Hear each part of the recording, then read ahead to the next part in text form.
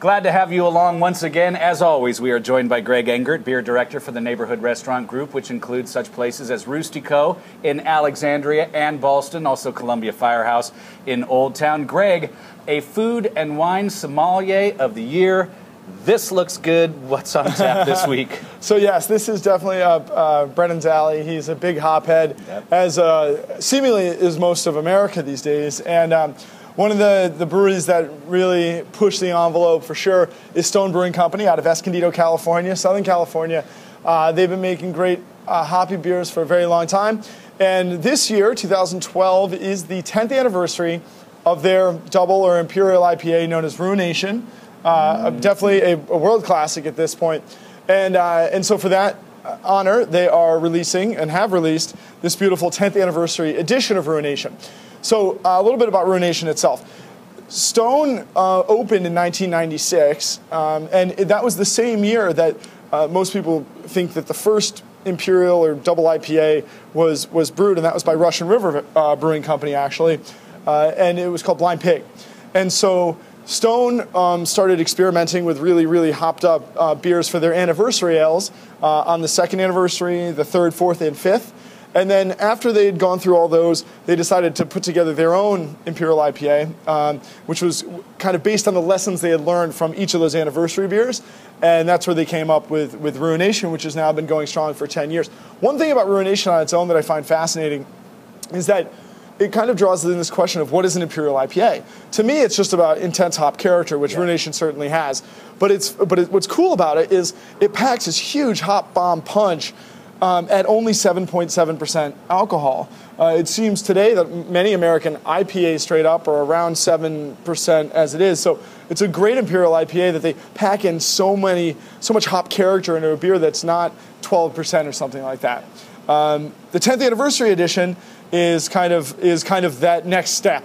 I believe it's around 10% alcohol, so they kicked it up a notch. They've actually added 5 pounds of hops per barrel, which is, basically, generally speaking, 2 full-size kegs is a barrel. Right. So you're looking at about 2.5 pounds of hops in a keg, including 1 pound each of Citra and 1 pound of Centennial hops used just for the dry hopping. Dry hopping being the post-fermentation conditioning phase in stainless steel, where the beer, as it is cooling and just kind of maturing, is going to be drawing out so much more of this huge hop character in the nose. Not to talk about another brewery, but it sort of brings to mind the Hop Slam bottle cap which has the little guy who's being squished buried in by hops. a giant hop. This beer was squished by hops in the dry hop, for sure. Well, let's see how it goes. Have it a try.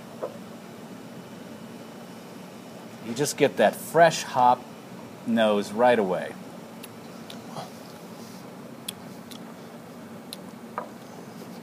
It's great. It's balanced. It's full-bodied, which is awesome. It's not too lean on the palate.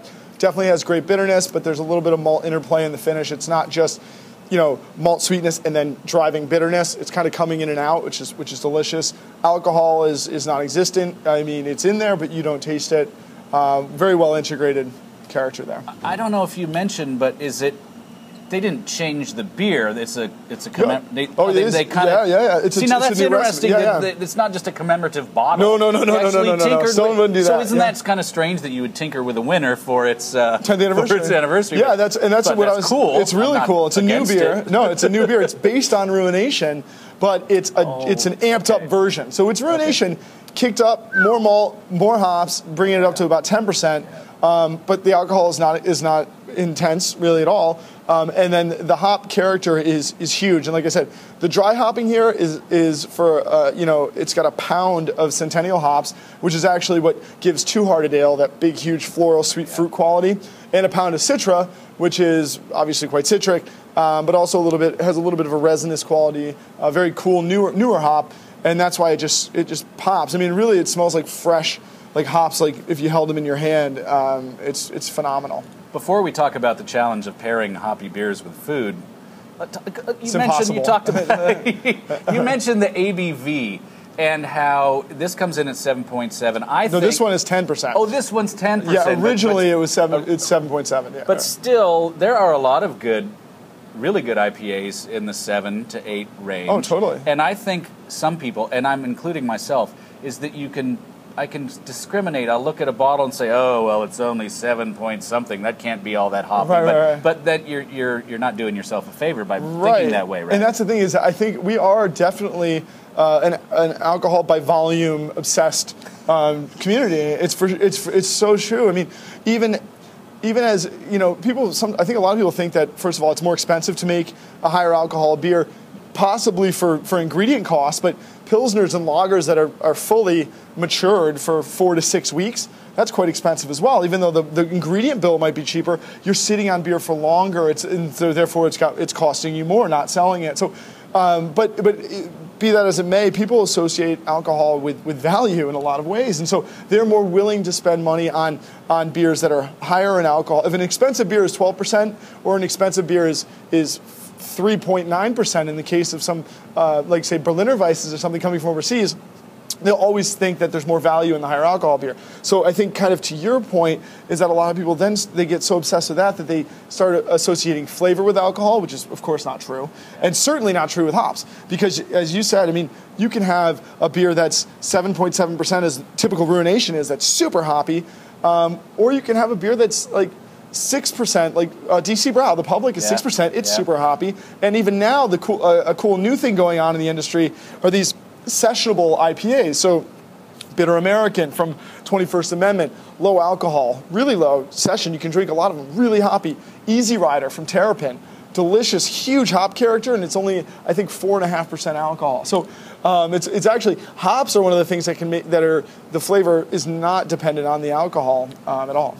So what might you try pairing this with? I know that we've talked about this many a time, but it's tough with the hoppy beers. And this I've tried it. Yeah, I keep trying, and I think there are flavors, aromatic flavors, even taste that make sense with a lot of food. The bitterness thing is tough for me. I have a pretty sensitive palate, so I have trouble with it. I know I say this all the time, and it sounds like I'm beating a dead horse, but really, really well-aged cheeses are made for IPAs above all else. I mean, if you get out just an amazing cheddar on its own with this beer, that is the best. And then besides that, really, these beers, I think, are just kind of complete on their own. Right. There's so much going on that it really is, your palate has to attend to it pretty solely.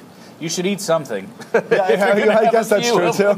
If you're going to have a few of them, you should eat something. All right, if you have a question for Greg along those lines, what should you serve with a special dinner you're preparing in the near future, anything like that, you can send along an email. Ask Greg. The email address is beeroftheweek@WTOP.com. Also going to put up Church Key and the Beer of the Week Twitter handle here in just a moment below on the screen. Greg, thank you as always. Pleasure. Appreciate it. Please do always drink responsibly, everyone, and be sure to bring your thirst next time for another Beer of the Week.